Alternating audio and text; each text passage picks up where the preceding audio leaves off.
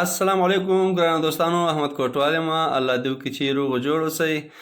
ګرانو دوستانو، تاسو نن یو داسې پروګرام ښیم چې د موبایل سپیډ مو لا زیات کړي، د موبایل چارج مو د 1 ورځ نه 3 ورځو له واړئ او د موبایل ګرمېدل مو بیخي ختم شي. که ستاسو موبایل ګرمېږي، که تاسو موبایل کې زیات ګیمونه واچوئ، اپلیکیشن یې واچوئ، بالکل به ستاسو موبایل په خپل حالات کې وي. ستاسو موبایل به نه هینګ کېږي او نه به سلو کېږي.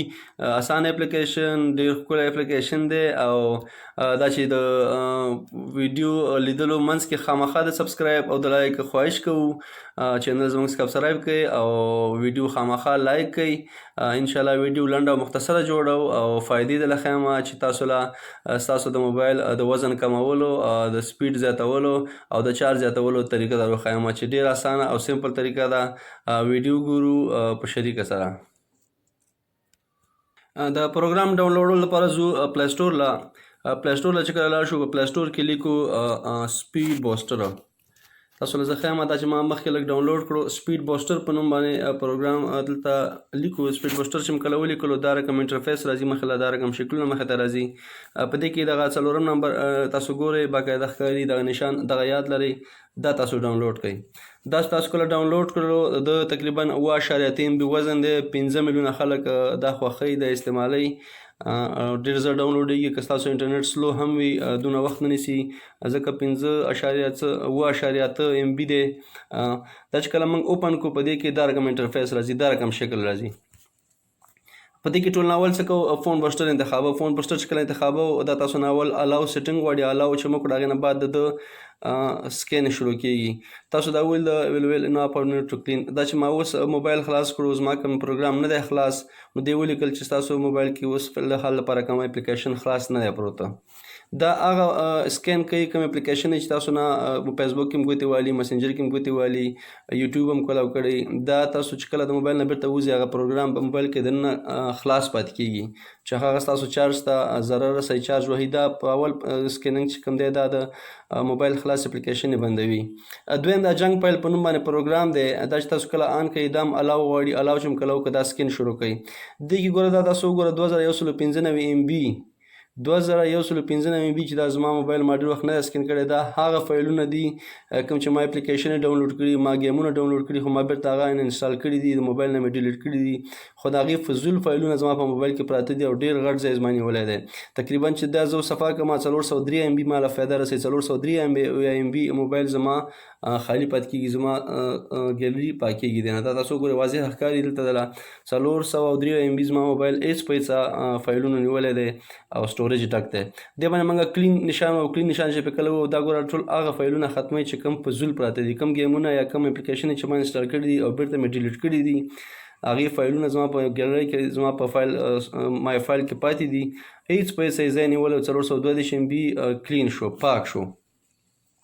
په 3 نمبر کې راځو نوټیفیکیشن. نوټیفیکیشن چې موږ کله کلیر کوو، نو دلته دا هغه فایلونه دي کوم چې پټ دننه لګیا دي، پاتې دي، د بیټرۍ چارج مصرفوي. لکه څرنګه چې ما مخکې ویل چې اوس به ستاسو بیټرۍ د 1 ورځ نه تر 3 ورځو پورې کار کوي. د ستاسو موبایل د زیات چارج وهلو مسله هم دا ده چې کله موږ یو پروګرام خلاصوو، استعمالوي، هغې نه بعد چې کله موږ بندوو، هغه پروګرام دننه په رننګ کې پاتې کېږي. هغه پروګرام دننه خپل هغسې مصرف لري. په دې باندې دا کلین ناو نشان و، دا ګوره تاسو ولید.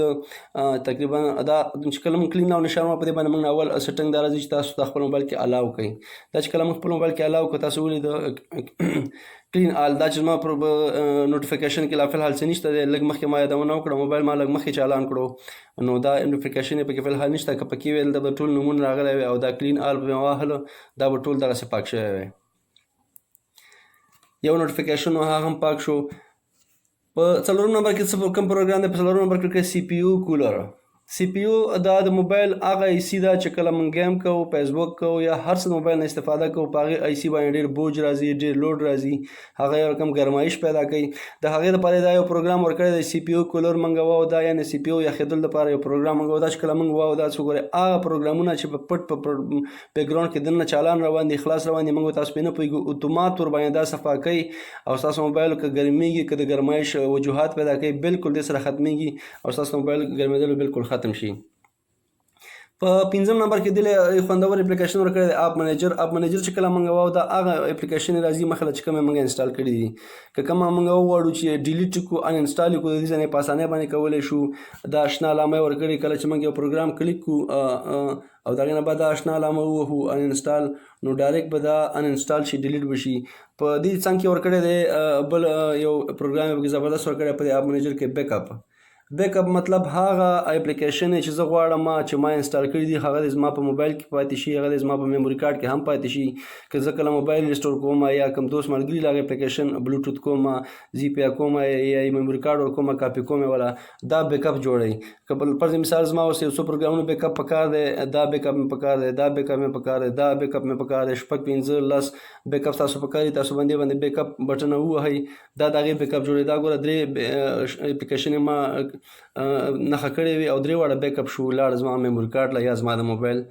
ګیلري دا په مای فایل کې تاسو به لیدل شي دا اپلیکیشن دي چې تاسو غواړئ ځان سره همیش د پاره وساتئ د دې تاسو بیک اپ والی ډېر اسانه پروګرام دی سمپل پروګرام دی وزن هم دومره نه دی او موبایل لا فایده ډېره زیاته رسي د موبایل چارج مو لا زیاتېږي د موبایل سپیډ مو لا زیاتېږي موبایل مو د هنګ کېدو نه بچ کېږي او لا د سپیډ د انټرنیټ کې شي که د عام ګیلري شي که د موبایل شي واضحه فرق کوي دا پروګرام انسټال کړئ دینه خوند واخلئ او دینه فایده واخلئ د ویډیو لیدونه مننه په مخه